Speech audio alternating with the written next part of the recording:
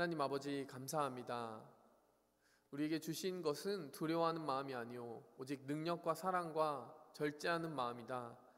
하나님의 말씀을 통하여 우리에게 새겨주시고자 하는 그 담대함의 뿌리를 우리가 알기 원합니다. 또 그 안에 머물기를 원합니다. 하나님, 이 자리에서 꾸준히 예배드려 왔던 그 우리의 마음 가운데 가끔은 식어져 있었던 그 예배에 대한 그 소중한 마음을 하나님 이 시기를 빌어서 회복하여 주시고, 그 예배의 소중함과 또 우리 곁에 주셨던 그 지체 그리고 공동체의 아름다움이 무엇이었던 건지 하나님, 우리가 다시 한번 그 가치를 기억하게 하여 주시고 생각하게 도와주시옵소서. 하나님, 이 시기를 거쳐가는 동안 건강에 문제가 생기거나 경제적인 어려움을 겪는 지체들이 있을 것입니다. 하나님께서 찾아가 주셔서 한 명 한 명 살펴주시고 또 돌보아 주셔서 하나님 큰 어려움 겪지 않도록 하나님께서 눈동자와 같이 지켜주시옵소서. 하나님, 한국으로 돌아가는 지체들이 있습니다.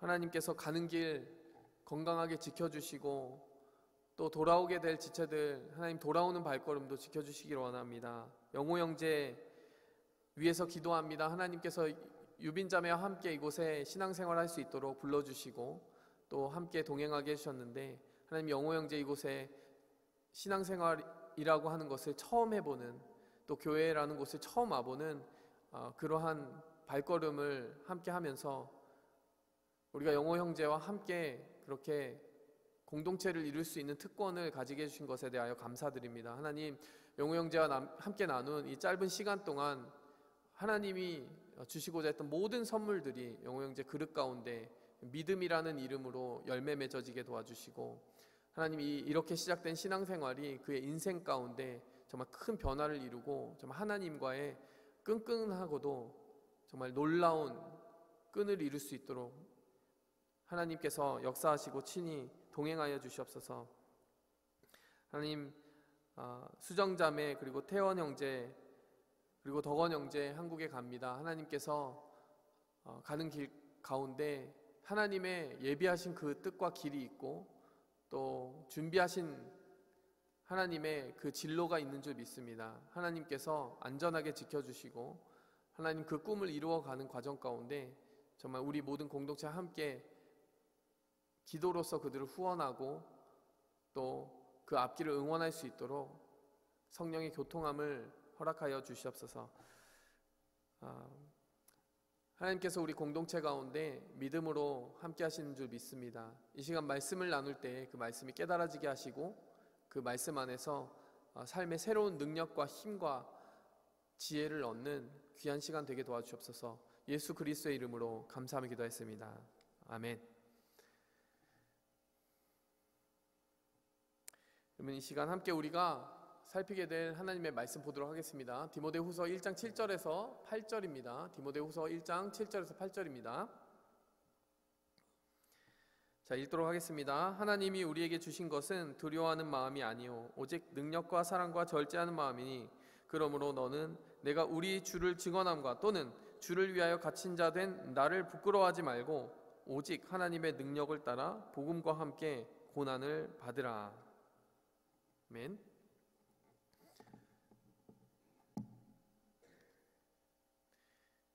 네. 우리가 오늘 이 말씀을 통하여서 살펴보고자 하는 것은 바로 두려움이라고 하는 감정입니다. 여러분, 이 지금 패세지, 이 본문에 나오는 디모데라고 하는 사람은 정말 능력 있는 하나님의 제자였습니다. 사도 바울의 첫 번째 가는 제자였어요.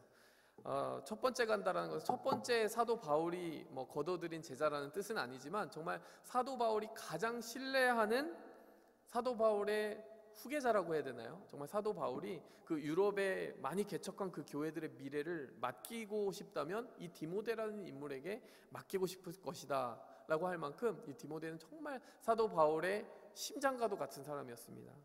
하나님의 복음을 위하여 두려움 없이 그 젊은 나이 때부터 정말 헌신하여 살아왔던 사람이 바로 이 디모데였습니다.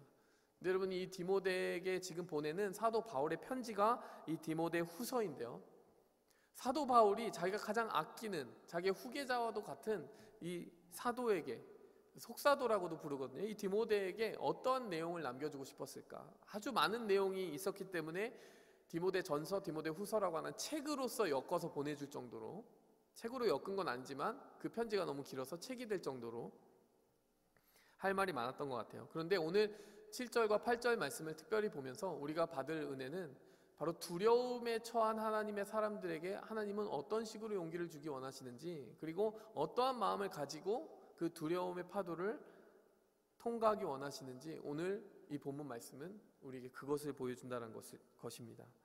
우리가 그것을 통하여서 기대해 보고자 하는 것은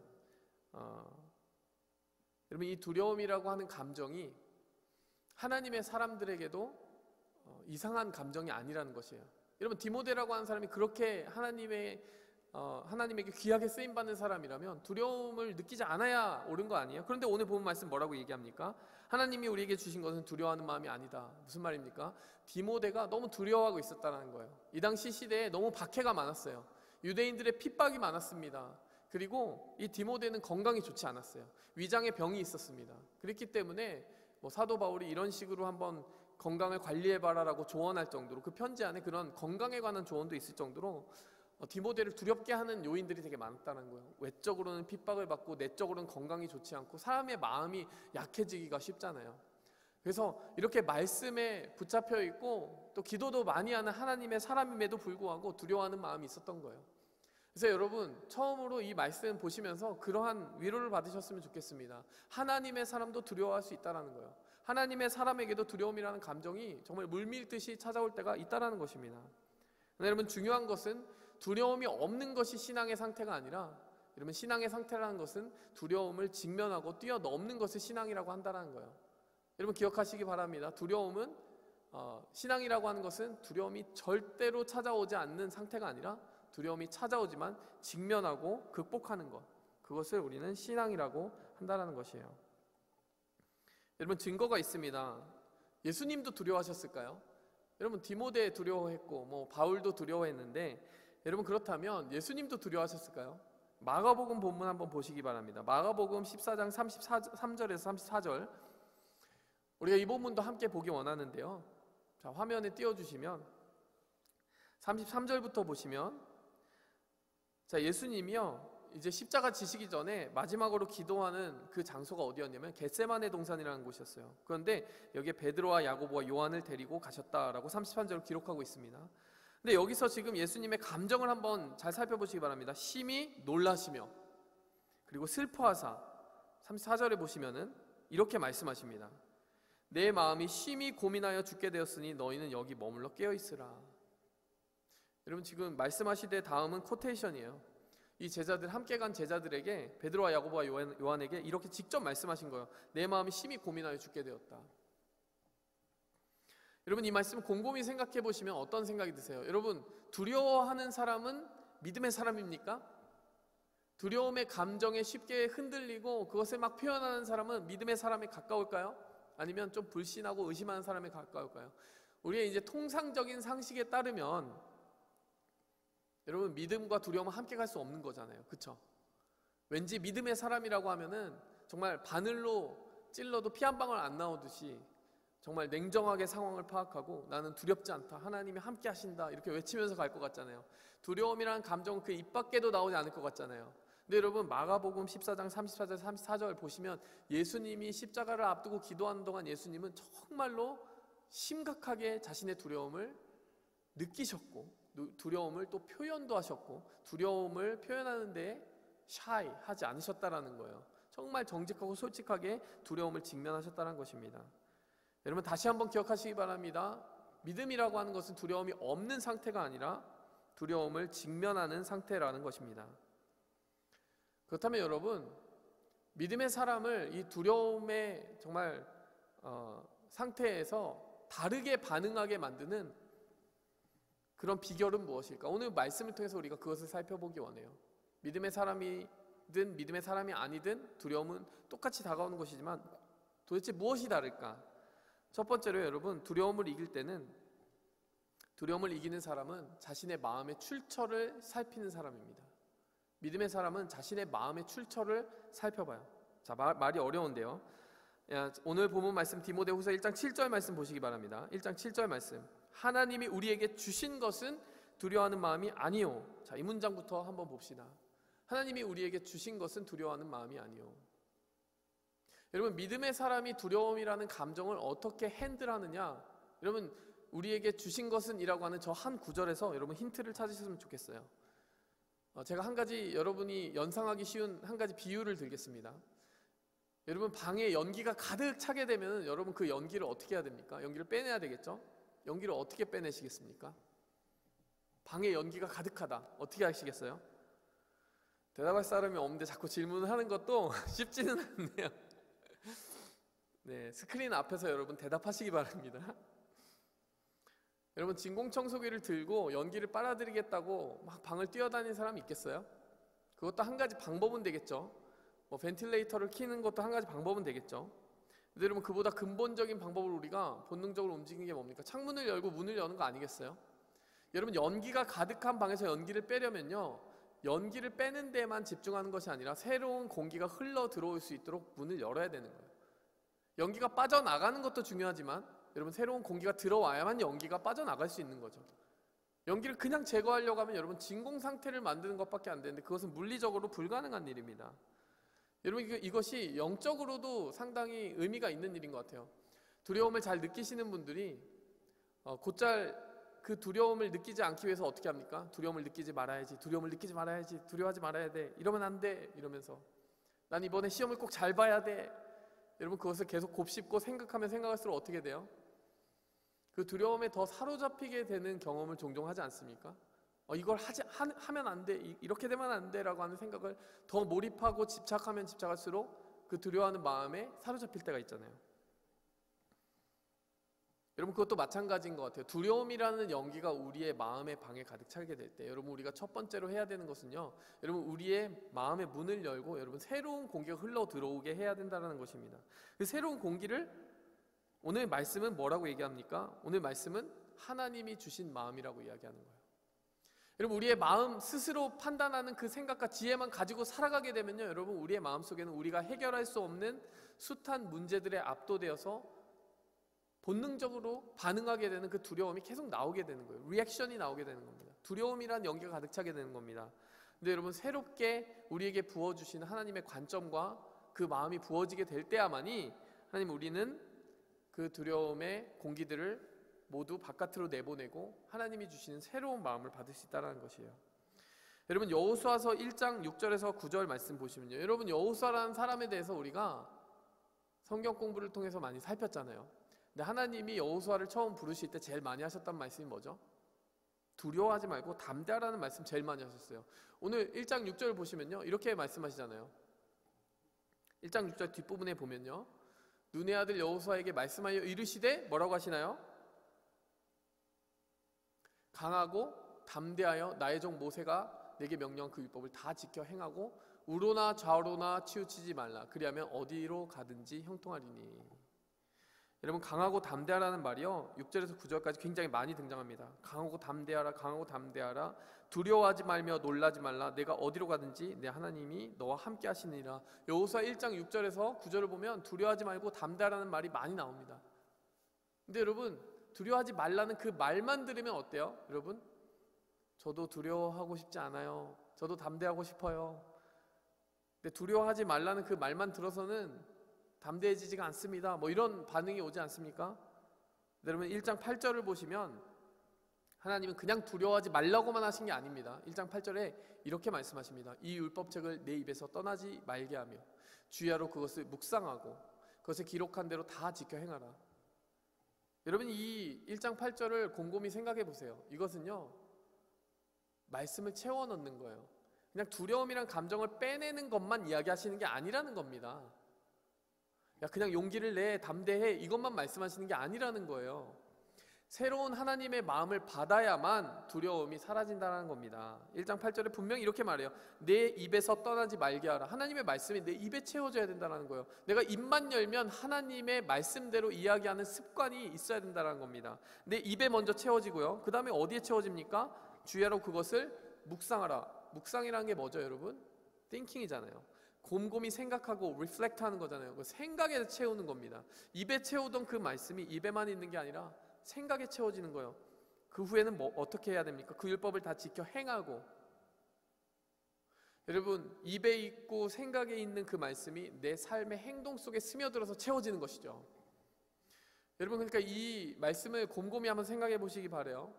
여러분, 그냥 두려워하지 말아야지에 집착하는 것이 아니라요, 하나님은 분명히 이렇게 이야기하십니다. 하나님이 주시는 생각을 공급받기 위하여 말씀을 펼치라는 것입니다.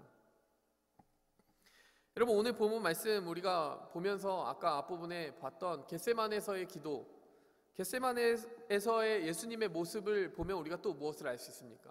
예수님 역시 새로운 생각을 채우시기 위해서 그 자리에 계셨던 거예요.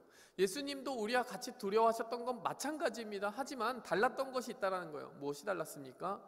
여러분, 그 자리에 엎드려서 기도하셨다는 거예요. 한 번, 두 번, 세 번 연속적으로 기도했다는 것이 그 말씀에 기록되어 있습니다. 그렇게 기도하신 이유는 무엇이겠습니까? 분명히 두려운 것은 마찬가지이지만 하나님 아버지가 주시는 생각을 공급받아서 그것을 채워 넣을 때에 두려움이라고 하는 연기가 자신의 영혼 안에서 빠져나가고 하나님의 뜻이 채워지게 될 것을 분명히 믿으신 것이죠. 마가복음 14장 36절 보시면요, 그 겟세마네에서 예수님이 기도하시는 그 기도의 내용이 나옵니다. 36절에 보시면 이렇게 말씀하십니다.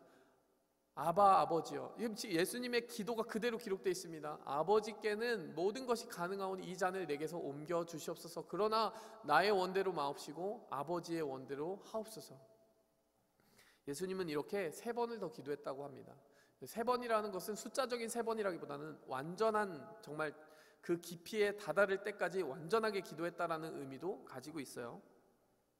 여기서 우리의 눈을 끄는 것이 무엇입니까? 나의 원대로 마시옵고 아버지의 원대로 하옵소서. 예수님의 원은 무엇입니까? 예수님도 육신적인 두려움이 있었다라는 거예요. 근데 그 두려움의 연기를 다 내보내고 예수님이 그 마음을 열고 받아들이고자 했던 것은 무엇입니까? 아버지의 원입니다.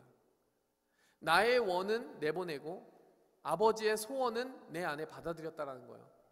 여러분, 두려움이 그냥 없어지는 것이 아니라요, 하나님의 말씀과 하나님의 소원과 하나님의 부르심과 나를 향한 하나님의 사명이 내 마음속에 채워질 때 두려움이 녹아내리게 되는 것입니다.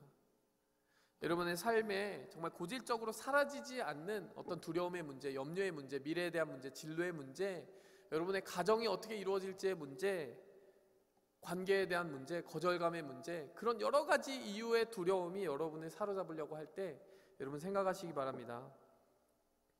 그 모든 것을 향한 하나님의 뜻이 여러분의 안에 선명하게 보이면 보일수록 여러분이 생각하는 그 두려움이란 허상이 점점 녹아내릴 것이라는 거예요.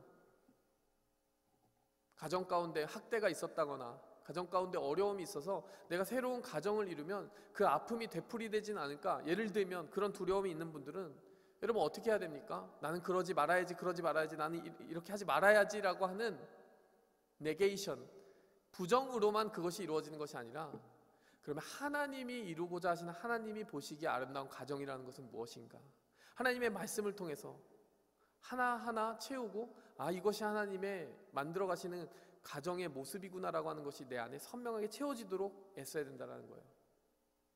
이렇게 하지 말아야지보다 이렇게 해야 되겠구나라고 하는 그림이 하나님의 말씀을 통해 채워지게 되면 자연스럽게 할 수 있겠다라는 마음이 드는 거예요. 이런 가정 만들 수 있겠다, 이런 사명 감당할 수 있겠다, 이런 것이라면 할 수 있겠다라는 생각이 하나님의 말씀을 듣고 채울 때 정말 자연스럽게 일어난다는 것입니다. 여러분, 두려움의 순간이 찾아올 때 무엇을 하시라는 거예요? 첫 번째로 여기까지 정리하면서 여러분의 마음의 출처를 살피라는 거예요. 여러분의 마음의 source, 여러분의 마음에 드러나는 그 모든 생각들의 레퍼런스는 하나님의 말씀에 뿌리 내리게 하라는 것입니다. 하나님이 우리에게 주신 것은, 이 한 구절 기억하시기 바랍니다. 여러분에게 하나님이 주시고 계시는 생각이 있어야 된다는 것입니다. 두 번째로 여러분, 그러면 앞으로 우리가 살펴볼 3가지 마음을 살펴보도록 하겠습니다. 그러면 하나님께 내 마음을 정말 채워주시는 하나님께 나아갔을 때 어떤 마음을 주시냐? 오늘 말씀은 3가지를 이야기하고 있는 거예요. 3가지 무엇입니까? 능력과 사랑과 절제하는 마음을 주신대요. 여러분, 저는 이 3가지 마음에 대해서 다 얘기하겠지만 이 중에서 능력에 대한 부분을 좀 더 많이 말하고 사랑과 절제는 좀 간단하게 이야기하도록 하겠습니다. 자, 첫 번째로요, 여러분, 그 두 번째 얘기겠죠. 여러분, 하나님으로부터 능력 있는 마음을 받아야 된다는 거예요. 도대체 이게 무슨 말이냐? 능력 있는 마음을 받는다는 것이 무엇이냐? 능력을 준비하는 것이 무엇이냐? 여러분, 그것을 생각해 보기 원합니다. 여러분, 오늘 1장 7절 말씀 보니까요, 이렇게 이야기합니다. 하나님이 우리에게 주신 것은 두려워하는 마음이 아니요 오직 능력과 사랑과 절제하는 마음이다. 이렇게 이야기를 하는데요. 여러분, 여기서 우리가 알 수 있는 첫 번째 진리가 무엇입니까? 여러분, 두려움의 반대말은 능력, 사랑, 절제라고 이 디모데후서는 이야기하고 있다는 거예요. 여러분, 우리가 상식적으로 한번 생각해 볼까요? 무엇이 두려움의 반대일까요? 두려움이라는 그 단어의 반대말을 찾아봐라 라고 하면 여러분은 어떤 단어가 떠오르실 것 같으세요? 걱정 없는 마음, 평안한 마음, 뭐 이런 마음 아니겠어요? 천하태평한 마음, 다 잘 될 거야, 뭐 이런 마음 아니겠습니까?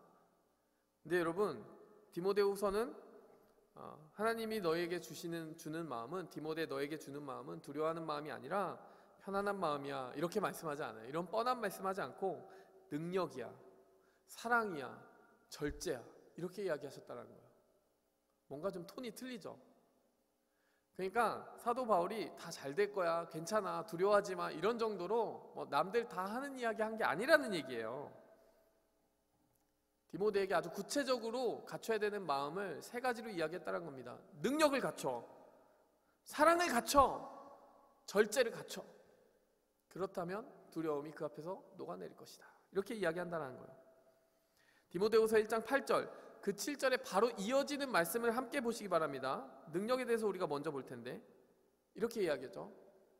그러므로 너는 내가 우리 주를 증언할 주를 위하여 갇힌 자 된 나를 부끄러워하지 말고 오직 하나님의 능력을 따라 복음과 함께 고난을 받으라. 여러분, 여기서 지금 하나님의 능력을 채워 넣으라고 첫 번째로 말했는데 7절에서 말했는데 8절에 보니까요, 무슨 말이 나옵니까? 하나님의 능력을 따라 고난을 받으라고 나옵니다. 여기서 우리가 머리를 한 대 망치로 맞은 것 같은 충격을 받아야 돼요. 왜 그렇습니까? 다 잘 될 거야 라는 말이 아니었다라는 거예요. 두려움을 이기는 열쇠, 다 잘 될 거야가 아니었다는 것입니다. 그냥 무책임한 낙관론이 아니었다는 것이에요. 오히려 능력을 갖춰서 고난이라고 하는 상황을 그저 돌파하라는 것입니다. 고난이 더 이상 찾아오지 않을 거야, 다 좋아질 거야, 이런 말을 하는 게 아니라요, 너에게 하나님이 능력이 주실 건데 그 능력을 받게 되면 복음을 따라 그 고난이 아무렇지도 않게 깨어지게 될 것이다. 복음이 퍼져가게 될 것이고 사명을 이루게 되는 능력을 보게 될 것이다. 이렇게 이야기하는 거예요.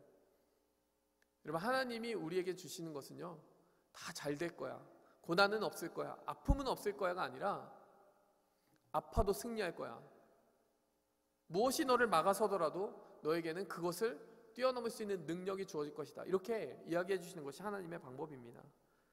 그렇다면 그 능력은 무엇일까요? 그 능력을 여러분, 현재, 과거, 미래로 제가 생각해 봤어요. 첫 번째로 제가 보니까요, 그 능력을 여러분 곰곰이 생각해 보면 능력은 미래를 준비하는 것입니다. 사명을 회피하지 않고 직면하는 것입니다.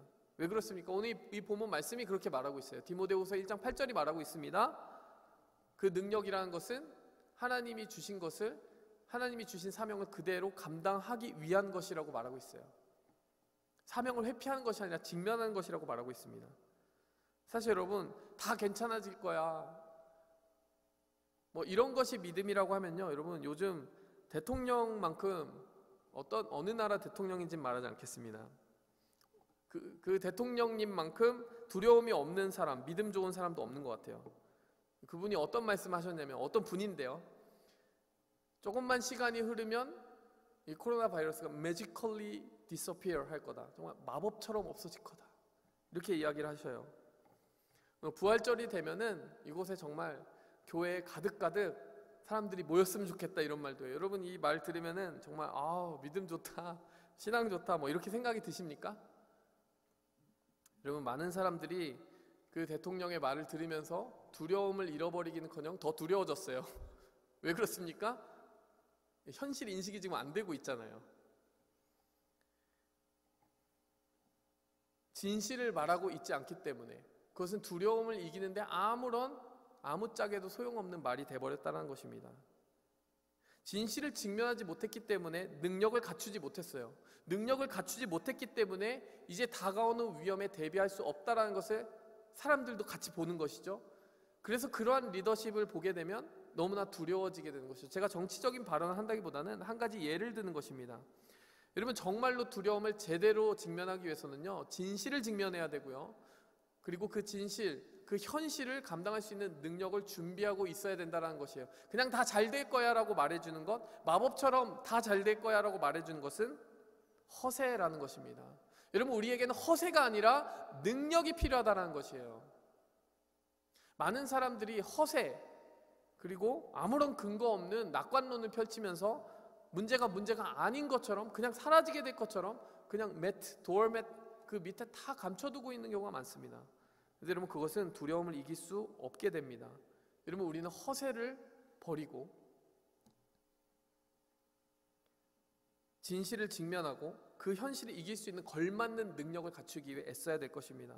오늘 말씀이 똑같이 이야기하고 있는 거예요. 하나님이 주신 것은 능력이라는 것입니다. 두려움이 가득한 여러분, 우리가 혹시 감당할 수 없는 그 문제 크기 때문에 짓눌리는 여러분 있다면, 여러분, 하나님은 여러분에게 이렇게 이야기하시는 거예요. 나에게 능력을 구하라. 능력을 구하라. 다 잘 될 거야 라는 도움이 되지 않는 말보다는 하나님이 주시는 실질적인 능력을 받으라는 것입니다. 그래서 여러분, 겟세마네의 기도를 보면 예수님이 똑같이 이야기하시는 거예요. 제자들 야고보, 요한, 베드로 불러놓고 이야기하시는 겁니다. 시험에 들지 않게 깨어서 기도해라. 시험이 다가오고 있음을 직면하라는 것입니다. 다 괜찮을 거야 이렇게 얘기했어요. 베드로는 예수님에게 그렇게 이야기한 적도 있습니다. 예수님에게 그 안 좋은 일은 닥치지 않을 거예요. 그런 말씀 좀 하지 마세요. 다 괜찮을 거예요 이렇게 얘기했어요. 예수님보다 믿음이 좋은 것 같았습니다. 근데 여러분, 진짜 믿음은 무엇이라는 거예요? 십자가가 오고 있다, 고난이 오고 있다 라고 할 때 솔직하게 그것을 직면하는 것입니다. 그게 하나님의 때라면 그것을 받아들이는 것입니다. 그런데 그것을 위해 준비하라는 것입니다. 예수님이 그래서 깨어서 기도하라고 하셨잖아요. 여러분, 제자들에게 그것이 필요합니다. 두려움의 반대말은 태평함이 아니라 능력입니다. 그래서 여러분, 앞으로 다가오고 있는 미래를 위하여, 여러분의 사명을 위하여 무엇을 준비해야 되는지 이 시간 기도하시기 바랍니다. 여러분을 두렵게 하는 그 두려움에 직면했을 때 여러분, 그 미래를 향해서 여러분 기도를 뻗쳐 나가시기 바랍니다. 그런가 하면요, 능력은 현재를 놓치지 않습니다. 현재를 놓치지 않는다는 것은 일상 속에서 기적을 발견하는 눈을 유지하는 것입니다. 현재를 놓치지 않는다는 것은 지금도 하나님의 기적이 일어나고 있음을 계속하여 눈뜨고 바라보는 것입니다. 여러분, 그렇게 살아간 사람이 누구입니까? 다윗이죠. 다윗. 여러분, 다윗이 골리앗을 쓰러뜨린 것이 여러분 기적이라고 생각하시는 분들이 되게 많은 것 같아요. 기적이죠. 근데 여러분, 그런데 그것은 순간의 기적이 아니라, 여러분, 그 말씀을 곰곰이 살펴보신 분들은 알 거예요. 준비된 기적이었다는 것을 아셔야 돼요. 왜냐? 여러분, 사울 왕이 다윗 왕을 불러서, 부르지 않았는데 이제 다윗이 이제 목동일 때 사울 왕에게 다가갔죠. 내가 저 골리앗과 싸우겠다고 갔을 때 사울이 이렇게 이야기합니다. 너는 어린 소년인데 어떻게 저 큰 용사인 골리앗과 싸우겠느냐? 그때 다윗이 이렇게 답을 합니다. 내가 사랑하는 하나님을 모욕하는 저 사람을 내가 가만히 둘 수가 없습니다. 하나님을 사랑한다는 것이 첫 번째 이유였고, 두 번째는 뭐였냐? 내가 양치기로 있을 때 사자와 곰이 내 양을 물어가면 그에게 달려가서 막대기로 그 곰과 사자를 치고 그 입에서 건져냈다라고 이야기를 합니다. 여러분, 그러니까 이 다윗이 하는 말이 뭡니까? 난 하나님의 능력을 이미 경험했다라는 것이에요. 상식적으로 생각할 때 여러분, 양을 물고 달려가는 사자와 곰을 쫓아가서 입에서 여러분 양을 뜯어낸다? 여러분, 그것은 굉장히 쉽지 않은 일이겠죠. 달리는 속도도 훨씬 빠를 것이고요. 여러분, 거기에 한 가지 빈 그림이 있었다면 여러분, 저는 물맷돌을 그때 사용하지 않았을까 이런 생각이 듭니다. 여러분, 목동에게는 물맷돌이라고 하는 그 무기, 슬링이라고 하는 것이 굉장히 유명한 무기였어요. 여러분, 베냐민 지파에 나중에 보면은 거의 수백 명의 그 슬링샷만 날리는 사람들이 있었어요. 그 머리 정말 한 호리의 어떤 그 정확도를 가지고 머리카락만한 그 표적도 맞출 수 있다라고 이렇게 나와 있는 그런 그 군대의 조직도 나와 있습니다. 여러분, 그러니까 뭐 골리앗에게 그냥 돌을 갑자기 던진 게 아니라요, 평소에 연습을 되게 많이 했다라는 것입니다. 제가 말하고자 하는 것은 이거예요. 여러분, 순간적으로 일어난 기적이 아니었다라는 거예요. 그 곰과 사자와 싸울 때도 분명히 물맷돌을 사용하고 그 다음에 달려가서 스턴 데미지를 입었을 그 곰과 사자에게 대항을 했을 것이고, 여러분, 평소에 그 물맷돌을 얼마나 많이 던져가면서 자신에게 맡겨진 사명을 다 감당하기 위해 얼마나 많이 준비했겠냐라는 거예요. 현재의 그 주어진 사명을 감당하기 위해 자신에게 주어진 아주 작은 능력이라도 최선을 다해 감당했다는 것입니다. 갈고 닦았다는 것이에요. 여러분, 할 수 있는 게 별로 많지는 않았어요. 여러분, 다윗 왕이 돼야 되잖아요. 그럼 왕이 되려면 여러분 뭐 시를 쓰는 것도 배워야 될 것 같고 승마 기술도 배워야 될 것 같잖아요. 여러분, 근데 다윗은 그냥 목동이었거든요. 목동이 준비할 수 있는 게 뭐가 있습니까? 준비할 수 있는 게 아무것도 없는 것 같았는데요, 어마어마한 걸 준비하고 있었다는 거예요. 이 물맷돌, 돌 던지는 거 준비하는 걸 보고 누가 넌 왕이 될 놈이구나 뭐 이렇게 말하는 사람이 어디 있겠어요. 근데 여러분, 하나님이 보시기에는요, 너는 왕의 제목이 되도록 그 한순간을 위하여서 준비되고 있다. 내가 때가 되면은 네가 그 돌 던지는 그 기술을 말이야, 저 골리앗이라고 하는 블레셋의 장수 앞에서 사용하게 할 것이다. 여러분, 누가 생각이나 했겠냐라는 겁니다. 여러분, 작은 것에 충성해야 돼요. 지금 현재 내가 지금 갈고 닦는 게 정말 그냥 물맷돌처럼 초라해 보일 수도 있습니다. 근데 여러분, 그것이 어마어마하게 큰 의미로 갑자기 뒤바뀌어서 사용되는 경우도 생길 수 있다는 것을 늘 기억해야 됩니다. 여러분, 일상을 하나님이 주신 선물로 온전히 고백하고 살아가는 사람은 일상을 하찮게 보거나 멸시하지 않습니다. 그렇게 바라보는 관점이 있을 때, 소중하게 그 현재 일어나고 있는 기적을 바라볼 때 여러분의 간증이 하나하나 쌓여서 더 큰 간증을 만들어내는 것이죠. 여러분, 그 관점을 가졌기 때문에, 남다른 관점을 가졌기 때문에 다윗은 하나님이 하시는 일을 볼 수 있는 그 현재를 포착하는 눈이 있었던 거예요. 현재를 포착하는 눈이 있었다는 것입니다. 그래서 여러분, 골리앗의 큰 이마를 보면서 다른 사람들은 무엇을 묵상했겠습니까? 야, 정말 머리 크다, 무섭다, 뭐 이런 걸 묵상하지 않았겠어요? 골리앗의 그 큰 이마를 보면서 무섭다라는 것을, 그런 감정을, 두렵다라는 감정을 묵상하지 않았겠습니까?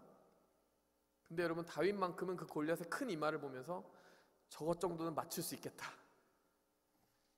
진짜 크다, 맞추기 쉽겠다, 이런 생각을 했다는 것이에요.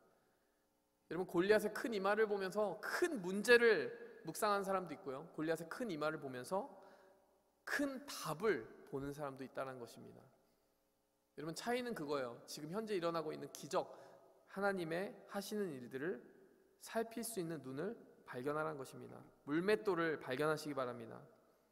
이 능력의 세 번째 요소는 뭐냐? 과거를 잊지 않는 것입니다. 여러분, 바울과 실라라고 하는 그 사도들을 기억하십니까? 이 사람들이 빌립보 감옥에 갇혔을 때, 여러분, 그 감옥에서 매를 많이 맞고 감옥에 갇혀서 아무것도 할 수 없는 상태로 결박당했어요. 근데 거기서 사도 바울이 찬양했다라고 나옵니다. 찬양을 했을 때 갑자기 감옥 문이 열리고 그 메인 것들이 풀어지면서 모든 죄수들이 도망간 줄 알고 그 감옥을 지키던 교도관이 자살하려고 할 때 갑자기 사도 바울이 잠깐 우리는 도망가지 않았어 이러면서 그 교도관을 막아서게 되고, 그 교도관이 갑자기 무릎을 꿇으면서 이렇게 이야기합니다. 아주 극적인 장면이에요. 어떻게 해야 내가 구원을 받을 수 있겠습니까? 교도관이 죄수에게 물어보는 그 극적인 장면이 펼쳐지게 됩니다. 능력이 나타난 장면이죠. 여러분, 저는 그곳에서 어떤 장면에 특별히 주목하게 되느냐, 사도 바울이 갇혀있는 동안 찬양을 했다라고 하는 그 장면에서 어마어마한 능력을 발견하게 됩니다. 왜 그렇습니까? 여러분, 육적인 능력으로는 아무런 능력이 없어요. 여러분, 다 메어있는데 무슨 능력이 있습니까? 사도 바울이 찬양을 했어요. 그런데 자신에게는 아무것도 할 수 없는 족쇄가 이렇게 다 메어있는데 거기서 찬양을 했다는 것입니다. 여러분, 이를테면 우리가 코로나 바이러스 때문에 지금 여러 가지 경제적인 어려움이나 그런 상황 때문에 옴짝달싹할 수 없는 족쇄에 딱 메어 있다면 여러분, 거기서 쉽게 찬양이 나오겠어요? 두려움과 근심, 탄식이 나오지 않겠습니까? 근데 사도 바울은 찬양을 했다는 것입니다. 제가 곰곰이 묵상을 했어요. 사도 바울은 어떻게 찬양할 수 있었을까? 그랬을 때 제가 과거라고 하는 키워드가 떠올랐습니다. 왜냐? 사도 바울은 그 상황을 보면서 손발이 묶여서 아무것도 할 수 없는 어떤 한 상황을 본 것이 아니라 자신이 그리스도인들을 잡아서 감옥에 쳐넣었던 시절을 같이 생각하지 않았을까, 이런 생각이 들었어요. 자기가 예전에는 박해하던 사람이었는데 지금은 복음을 전하면서 박해받을 수 있게 된 이 상황, 복음을 전하면서 박해받아도 너무나 기쁜 이 상황을 보면서 하나님이 얼마나 능력이 있으신가, 박해자였던 자신을 이렇게 복음을 전하며 고난을 받는 사람으로 바꿔주신 하나님의 능력을 생각하면서 너무 놀랐을 것 같아요. 내가 아무것도 할 수 없는 그 지금 처지에 있었던 물리적인 상황이 보인 게 아니라 영적인 시각으로 보기 시작하니까 박해자였던 자기가 전도자가 됐다는 거죠. 내 영적인 실체가 바뀌었다는 거죠. 이게 더 큰 하나님의 능력에 압도되게 되는 바울의 깨달음이 아니었을까, 저는 이런 생각이 드는 거예요. 내가 이만큼이나 바뀌어 있구나. 그걸 보면서 사도 바울은 그 과거를 통해서 하나님의 능력을 잊지 않는 그러한 시선을 얻게 된 것입니다. 여러분, 이 상황을 보실 때 이 현재 그리고 상황, 내가 지금 무엇을 할 수 없는가만 보지 말라는 거예요. 여러분이 여기까지 오는 동안 하나님이 하신 일을 총체적으로 봐야 됩니다. 컨텍스추얼, 여러분 정말 그 모든 컨텍스트를 다 보고 잊지 말고 있어야 돼요. 그럴 때 여러분이 여기까지 오게 된 이 상황들을 다 하나님이 어떻게 붙잡아 주셨는지를 다 같이 볼 때 여러분 그 두려움을 이길 수 있습니다. 여러분, 이 능력에 대한 부분은 제가 많이 말한다고 했잖아요. 많이 말했습니다. 지금 능력은 미래를 준비하는 것이라고 이야기를 했어요. 예수님과 같이 시험의 때를 준비하기 위해 겟세마네에서 엎드려 기도하는 것입니다. 능력은 현재를 놓치지 않는 것이라고 했어요. 다윗과 같이 물맷돌 하나에 그냥 장인 정신을 담는 최선을 다하는 것입니다. 능력은 과거를 잊지 않는 것이라고 했어요. 아무리 암울해 보이는 현재라고 해도 과거 가운데 지금까지 하나님이 이루어진 그 모든 일의 렌즈로 보게 되면 새로운 시각이 열린다는 것이에요.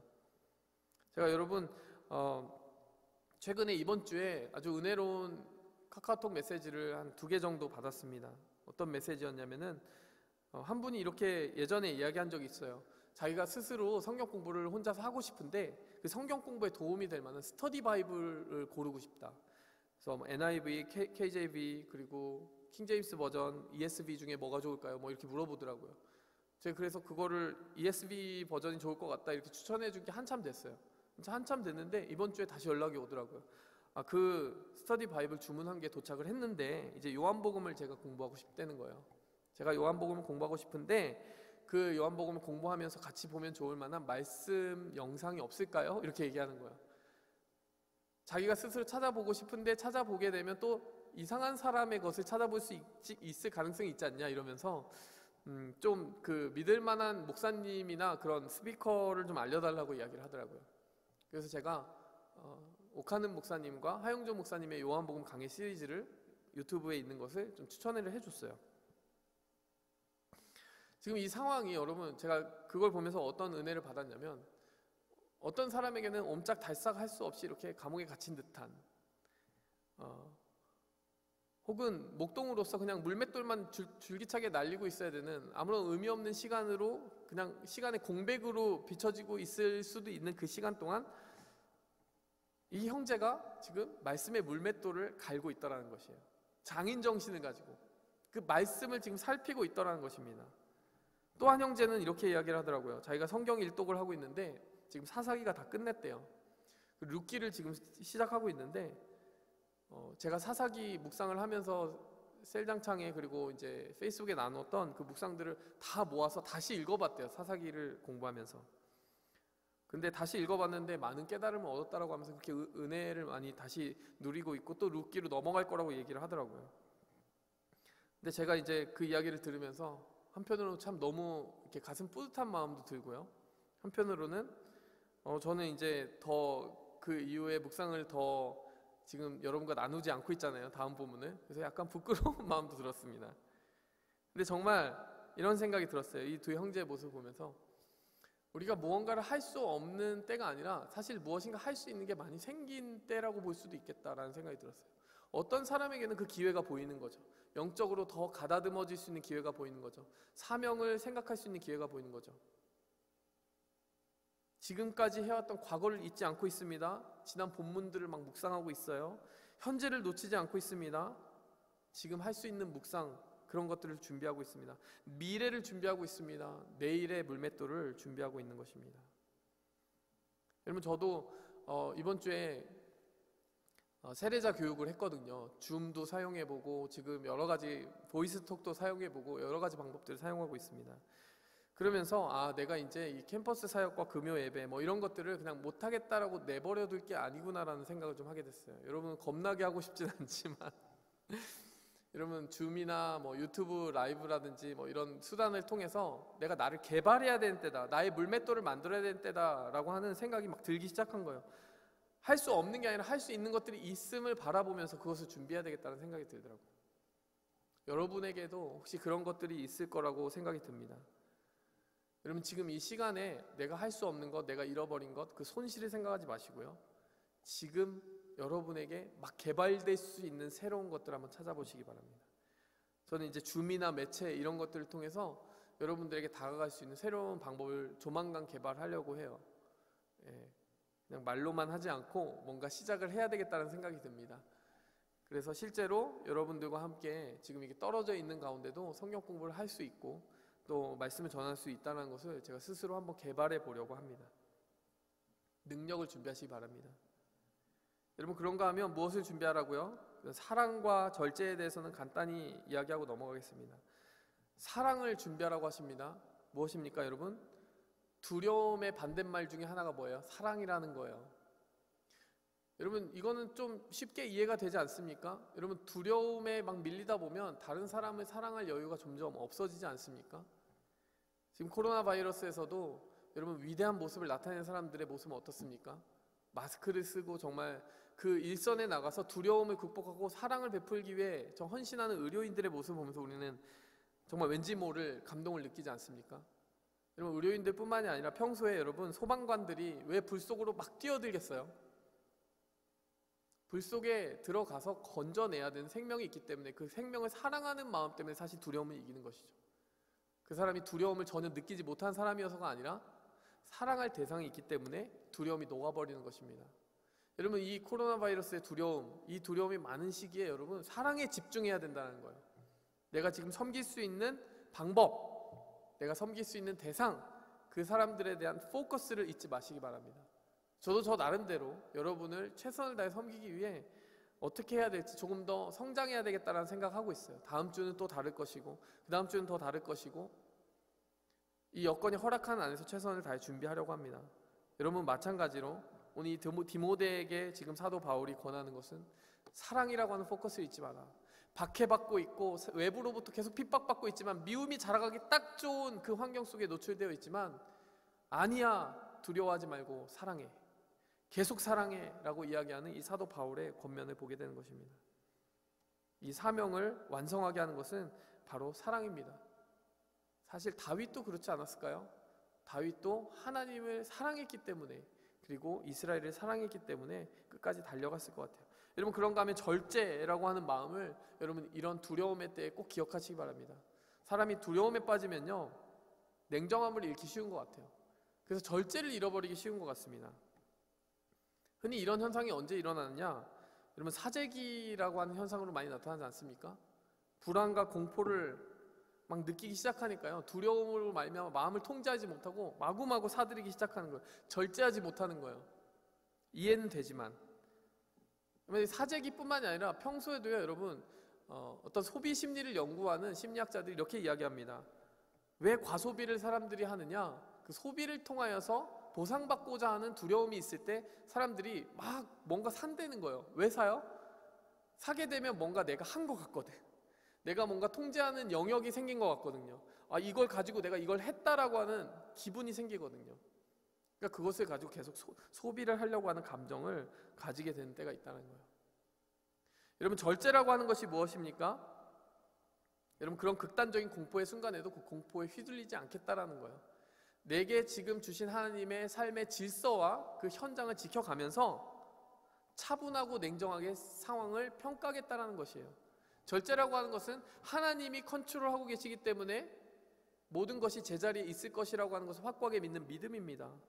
사실 이 절제는 영어로는 셀프 컨트롤이라고 나와 있지만 정말 엄밀히 말하면 하나님을 믿는 사람들에게는 자기가 자기를 절제한다, 컨트롤한다는 의미가 아니라 하나님 안에 있기에 절제할 수 있다라는 의미를 가집니다. 하나님을 믿기 때문에 God control, 하나님이 나를 컨트롤하시기에 나를 맡길 수 있다라고 하는 그런 마음을 의미하는 것이에요.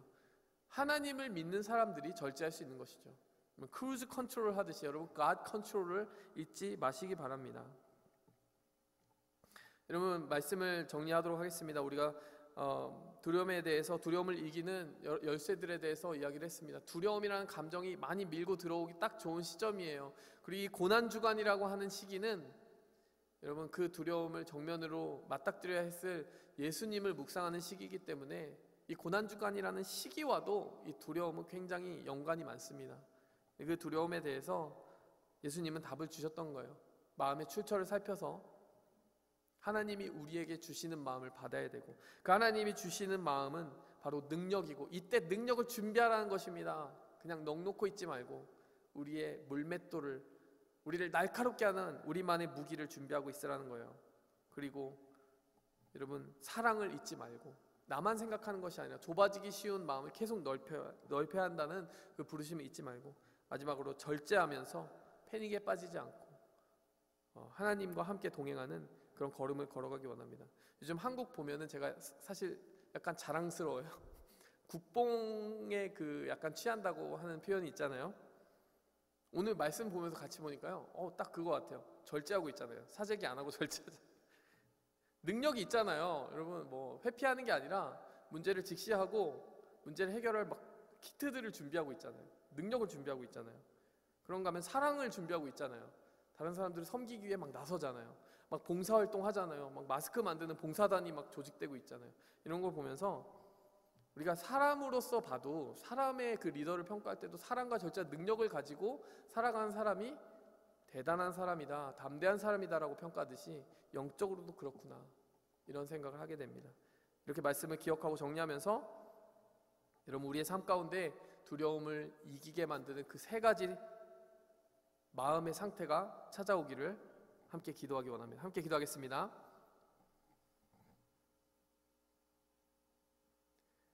하나님 아버지 감사합니다. 우리의 삶 가운데 하나님이 이루시는 그 놀랍고도 한결같은 일들을 우리가 신뢰하며 나아가기 원합니다. 두려움에 빠지기 쉬운 이때에 이 고난주간의 말씀을 살피면서 누구보다 두려워하셨던 예수님의 모습을 보았고, 그러나 누구보다 담대하게 하나님이 주신 마음으로 그 두려움을 정면 돌파했던 예수님의 모습을 보았습니다. 또 그 마음의 유산을 이어받아 디모데에게 그 마음의 비결, 열쇠를 전해주는 사도 바울의 권면을 오늘 말씀을 통해 들었습니다. 하나님이 우리에게 주신 마음은 두려워하는 마음이 아니요 능력과 절제와 사랑하는 마음이니 하나님, 우리가 그 마음을 붙들고 승리하게 도와 주시옵소서. 예수 그리스도의 이름으로 감사하며 기도하였습니다. 아멘.